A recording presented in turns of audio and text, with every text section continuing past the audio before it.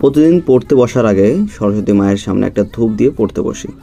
গতদিনে যে দড়িটা অর্ডার করেছিলাম এসছে, বাচ্চাদের আগে দিলাম খেলতে, এরপর আমি উল্টে দেবো না পাল দেবো।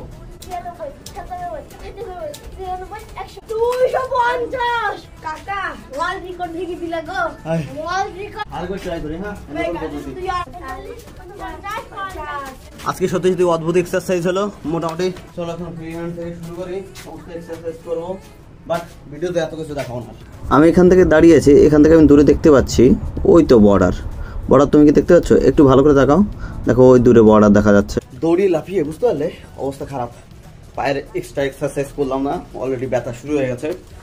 প্রমাণের জন্য আমি এর দড়ি লাফানোর যে ভিডিওটা আলাদা করে 2 মিনিট 3 মিনিট হয়তো আছে দিয়ে দেবো।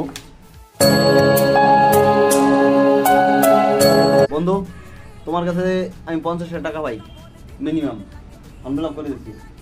হ্যাঁ, বাকি যেখানেই যা দেয়া 100 টাকা নেই তো 50 টাকা তুমি কবে দেবা?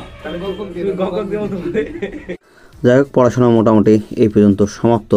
তারপর একটু বাইরের দৃশ্যটা দেখতেই পাচ্ছ কি সুন্দর, আর বেলা শেষের দিকে একটা সুন্দর একটা আবহাওয়া পড়েছে, আর বাইরের প্রাকৃতিক দৃশ্য অনেকটা সুন্দর। আরও যদি সুন্দর দেখতে হয় তাহলে ছাদের একদম উপরে আসতে হবে, সেখান থেকে ভালো দেখা যায়। এখানে এটা হচ্ছে বর্ডার, এটা সর্দার, আর এই যে পরিবেশ চারদিকের মাঠে, আর ওই যে মোটামুটি জমি শেষ, ধরো আর একটু পরে তোমার বর্ডার। পড়া শেষে হাটে গিয়েছিলাম হাট করতে।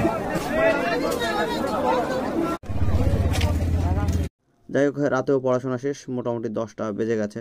ভিডিও এডিট করে এখন ঘুমিয়ে পড়ব। হ্যাঁ, একটা সময় আমিও 10 ঘন্টা 9 ঘন্টা পড়তাম, বাট সেই সময়টা এখন আর নেই। গত 22 দিনে অর্থাৎ 5 ডিসেম্বরের থেকে আজ যখন 6 ডিসেম্বরে ঢুকলাম, হ্যাঁ দেখতে পাচ্ছি একটুখানি ইমপ্রুভ করেছি। অর্থাৎ আগের দিন 5 ঘন্টা ছিল, এখানে আজ সেখানে 6 ঘন্টা হয়েছে, অর্থাৎ ইমপ্রুভ করেছি।